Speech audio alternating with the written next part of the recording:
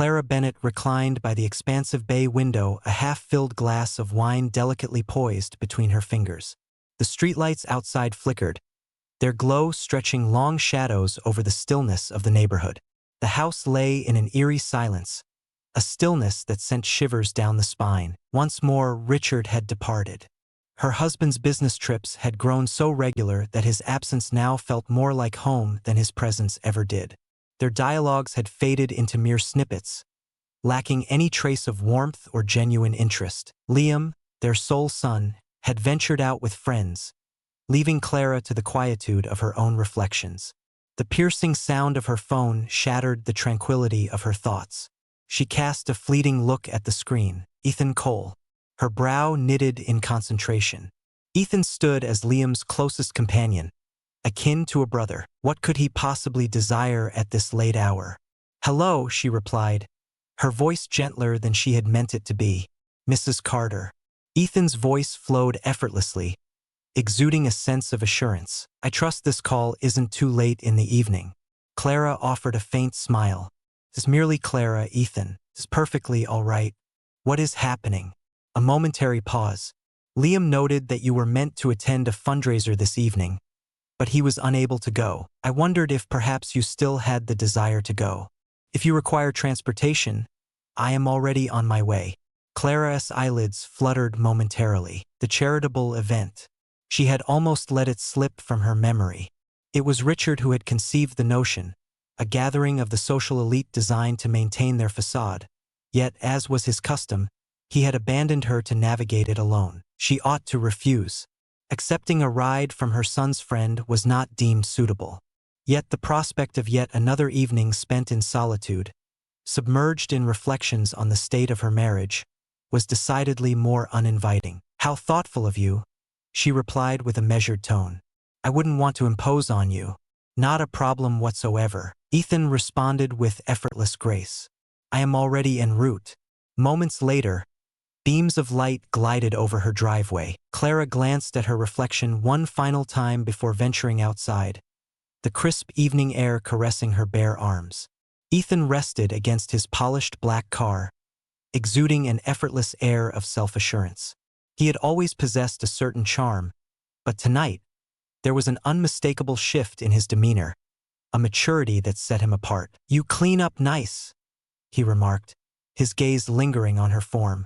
Clara let out a soft laugh, shaking her head in amusement. "Is it flattery already? I had the impression that you were merely offering me a lift." Ethan smiled broadly, swinging open the passenger door for her. "Is it possible for me to pursue both options?" She slipped into the car, enveloped by the subtle aroma of his cologne, a warm and luxurious essence that lingered in the air. As they merged onto the main road, the tension transformed into a sensation that felt almost at ease. "You know," Ethan said after a moment, "I always believed you deserved more." Clara glanced at him, an eyebrow arched in curiosity. "Additional?" His gaze remained fixed on the road ahead, fingers tapping a gentle rhythm on the steering wheel. Beyond the mere experience of solitude, beyond merely being regarded as an afterthought. Her breath hitched. "Ethan, I shouldn't have said that," he interrupted, exhaling deeply. "Simply that I've known you for so long. I perceive aspects that elude Liam's attention. Your solitary presence at gatherings, the way you refrain from uttering Richard's name unless prompted by another, and how, when you laugh, it invariably resonates as though you are recalling a memory rather than savoring the present." The silence lingered, an unbroken expanse between them. Clara's fingers curled delicately against her lap. For years, she had honed the craft of illusion, feigning contentment, masking the truth of her invisibility to the man who had vowed to cherish her. Yet here stood Ethan, dismantling that facade with just a handful of words. "You possess a keen insight," she whispered softly. "I simply observe with intent." His voice had taken on a gentler quality. Perhaps it was simply due to my own desire. Clara shifted her gaze to him completely, and for the first time, she permitted herself to truly perceive him, not merely as her son's closest companion, but as a man in his own right. The gravity of his words hung in the air, unvoiced potential weaving a delicate tapestry between them. For the first time in what felt like an eternity, Clara found herself uncertain about whether she wished to intervene. The city lights twinkled in the distance, enveloping the serene overlook in a gentle luminescence. Clara's brow furrowed as she surveyed her surroundings, coming to the unsettling realization that this was not the venue she had envisioned.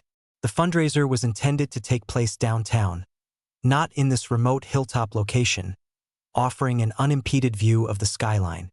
She glanced over at Ethan. This is not the occasion. Ethan placed his hands on the steering wheel, his eyes locked on the road ahead. I am aware. A soft murmur lingered in the space between them, the heaviness of unvoiced thoughts palpable in the atmosphere. Clara felt a flicker of irritation, a part of her urging her to demand he turn around at once, yet she remained silent. Instead, her heart raced, and she discovered herself poised for whatever unfolded next. Ethan breathed out slowly, at last directing his gaze toward her. I simply wish to engage in conversation. In the absence of clamor, stripped of all facade, Clara swallowed hard, her fingers gripping the sleek leather of her purse with increasing intensity. Ethan, consider this. Just hear me out, he said, his voice unwavering yet tinged with an undercurrent of something more profound, something unrefined. I realize that bringing you here may not have been the wisest choice, yet the thought of taking you to a bustling room and feigning ignorance of your presence was simply unbearable. Clara's breath hitched in her throat. Do you see me? Ethan reclined, his face a mask of inscrutability. Indeed, your pause before uttering a word suggests a careful weighing of thoughts, as if each syllable holds significance. Your smile lights up the room, yet your eyes tell a different story. In a crowded room, your presence feels solitary, as if you exist in a world apart from those around you. Clara released a soft chuckle, yet the sound held no trace of amusement. Your powers of observation are impressive. Ethan's jaw clenched with tension. Years have passed and I have observed closely. There was a certain quality in his words that sent a shiver racing down Clara's spine. This isn't right, she whispered, her voice barely rising above the silence, a thought meant for her own ears more than his. I know, Ethan admitted, his voice scarcely rising above a whisper. Yet that does not render it false. Clara averted her gaze, her eyes fixed on the sprawling city beneath her, urging her racing heartbeat to find its calm. For years, she meticulously crafted the facade of an ideal wife, a devoted mother, a figure who lived entirely for the needs of others, yet remained a stranger to her own desires. And yet, there stood Ethan, meticulously unraveling her, peeling away layers to reveal what she had long concealed. Ethan, she paused, weighing her words with precision. You are the closest companion of my son. This, whatever it may be, simply cannot occur. He remained unyielding, I am aware, yet he remained steadfast, his gaze unwavering. The silence lingered in the air, heavy with unspoken words, until at last, Ethan extended his hand across the console. The backs of his fingers grazed hers, delicate and tentative, as though anticipating her retreat. She did not. Clara ought to have flinched, ought to have called to mind the limits they were on the verge of transgressing. Yet, she stayed motionless, ensnared by the irresistible allure of an unnamed force. As she finally pivoted to confront him, Ethan's gaze was fixed upon her, his expression a mystery waiting to be unraveled. Tell me to stop, he murmured. Clara parted her lips, yet the words eluded her grasp. Instead, she murmured his name, Ethan, and in that moment he leaned in to kiss her. Initially, it unfolded with a deliberate slowness, a sense of caution lingering in the air, as though it were offering her a final opportunity to retreat. Yet Clara chose not to. Instead, she drew closer, her fingers gently tracing the collar of his shirt.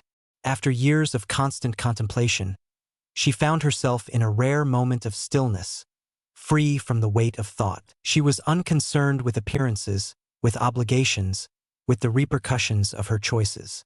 After a long stretch of time, a sense of vitality coursed through her veins once more. Yet, the moment fractured as swiftly as it had emerged. Clara recoiled suddenly, her breath coming in quick gasps, her thoughts swirling in a frantic dance. No, she whispered, shaking her head gently. This is simply not possible. Ethan studied her features, his demeanor inscrutable. After a prolonged silence, he finally nodded.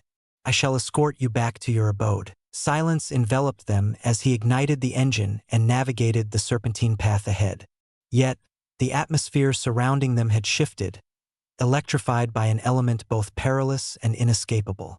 And Clara understood, despite her longing to feign otherwise, that this was far from finished. Not at this moment.